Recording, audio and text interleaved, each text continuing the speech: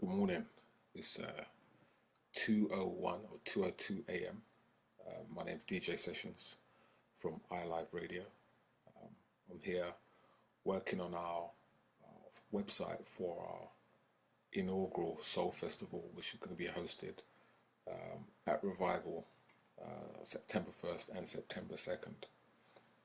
One of the things we wanted to do as part of this experience is to have you, the viewer, listener, participant, attendant, or attendee, should I say, understand the process we'll go through to put this thing together. So we're going to be doing a series of video blogs. Some of it will be video, some of it will be written content, some of it will be pictures, to give you a bit of an insight into, the ups and downs and trials and tribulations of putting together a festival of this nature. We are a privately funded organization. We are stacked full of volunteers who volunteer their time and their efforts and their vision, to really truly pull this thing through. So kudos to the team. We have 105 days to our festival, and we really want to share the journey with the people that support the platform and support the idea of doing a soul festival. So I guess one of the questions I get asked for those who know or have heard about what we're doing is, why are you doing a soul festival? Simple answer, Toronto doesn't have a dedicated soul festival currently. We have soul-based shows. We have, soul artists that are attached to other festivals. For example, Jazz Fest. You'll see a number of soul artists might be featured on a jazz festival lineup.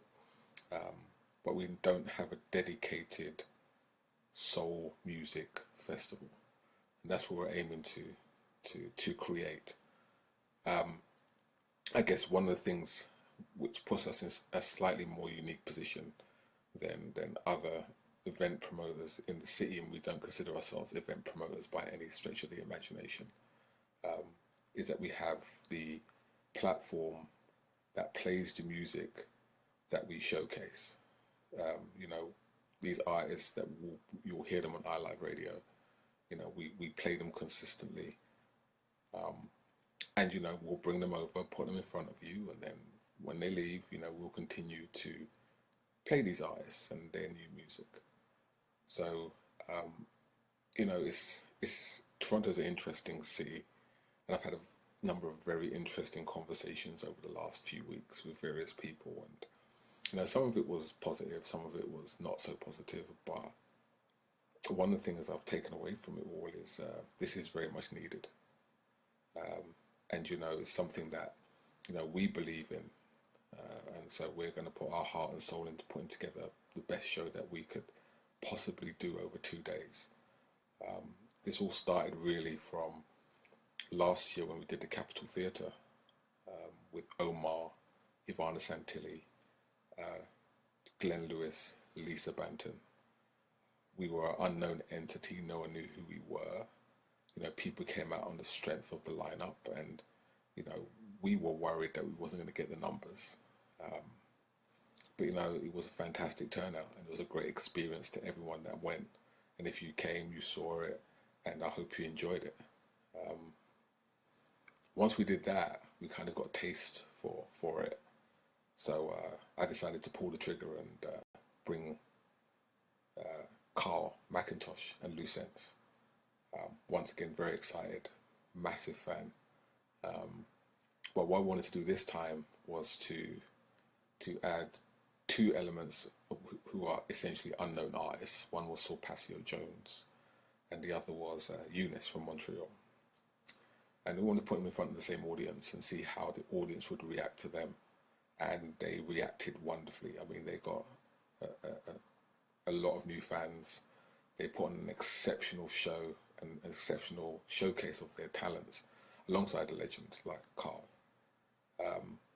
So for us, that show went very well. And when we looked forward to 2017 to work out what we wanted to do,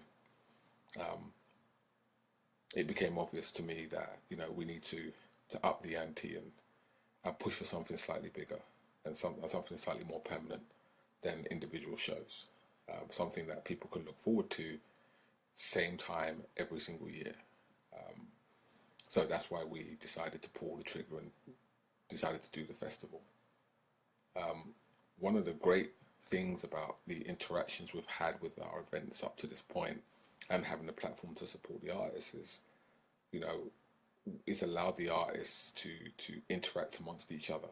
One of the important things for us, as much as it's audience participation and crowd engagement, it's also just as important that the artists themselves communicate and talk to each other and see where they've got things in common and where they could potentially work with each other going forward. And the two shows we've done has spawned some very interesting projects that are going to be coming out over the next year or so. So look out for that. There's some really good stuff that these guys have kind of collaborated on now. Because they're all musicians and they're all artists in their own rights. So, the only thing that separates them from each other is audience, crowd, and popularity, if you want to call it that. But talent-wise, they're equals, and it became very apparent that musicians respect each other for their abilities. So we wanted to really capitalize on that and become an incubator for that process. And I think we've been successful at it so far, and we continue to be successful with it going forward. So a little bit more about the festival.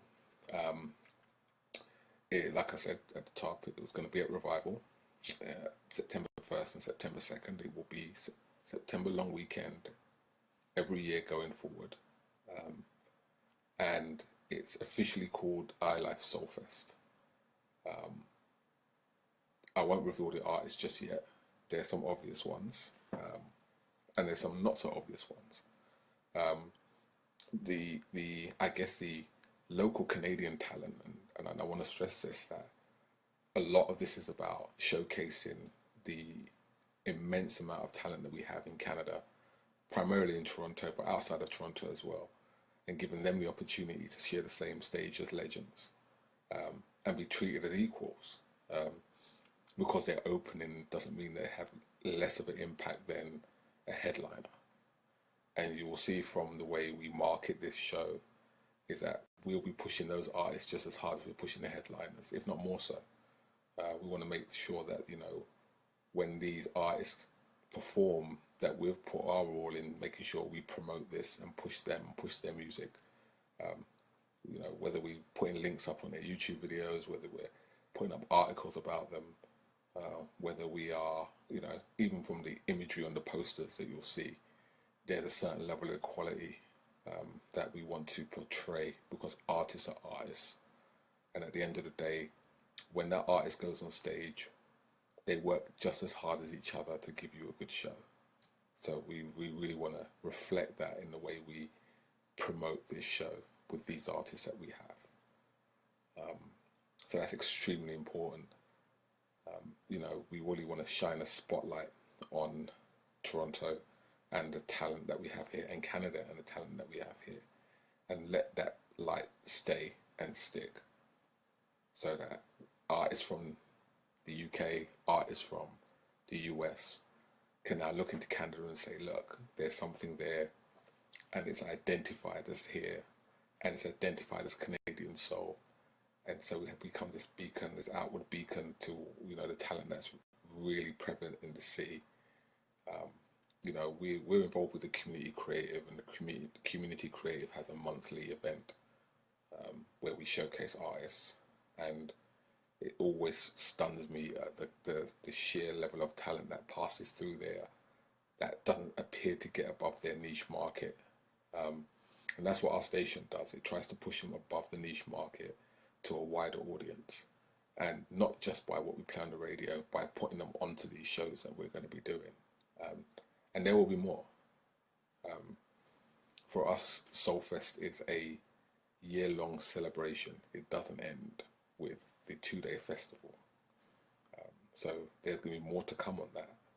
And as we get closer to the festival, you will learn more about what Soulfest is doing and what we're going to be doing past the festival. But that's can't talk too much about that right now. But yeah, so this is the first video blog. 105 days to go. Still got a lot of work to do.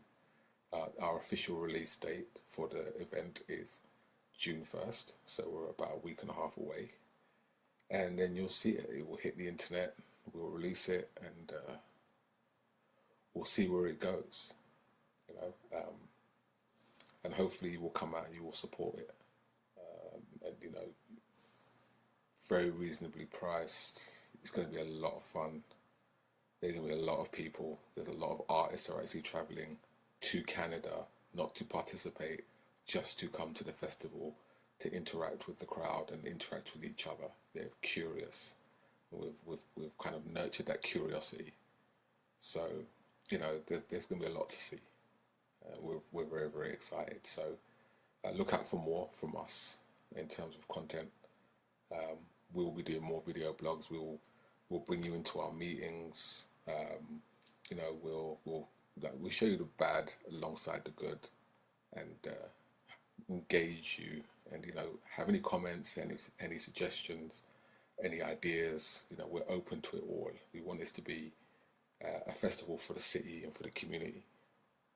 So, you know, if you want to volunteer on the festival in any shape or form that you feel that your skills will be useful or prevalent to what we're doing, please don't hesitate to contact us. Hit us up on Facebook. You know, we always want help on anything that we're doing. Okay. All right. So this is DJ Sessions signing out. I've got more website stuff to do, but looking good. Branding's looking good. Hope you like my t-shirt. See this? Very special I Like t-shirt. This is the only other version of the Chasing Goosebumps t-shirt that Jazzy Jeff. We gave to Jazzy Jeff when we had an interview with him. So, you know, first time I wear it. Yeah? Alright. Good night. Let me do a couple more hours work, but we'll be back. I will be back with more on the iLife Soulfest 2017.